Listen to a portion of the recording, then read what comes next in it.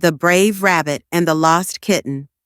A little kitten wandered the jungle, lost and afraid after forgetting her way home. She found a cozy treehouse and started living there. But one night, a fierce storm and flood destroyed her shelter. Injured and alone, she cried for help. A kind rabbit heard her and rushed to her side.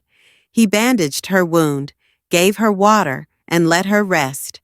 When she woke up, the rabbit took her to his home, offering sweet fruits to make her feel better. Determined to reunite her with her mother, the rabbit led the kitten back through the jungle. When they arrived, her mother and the other animals showered the rabbit with love, calling him a hero. From that day on, the kitten and rabbit remained best friends forever. The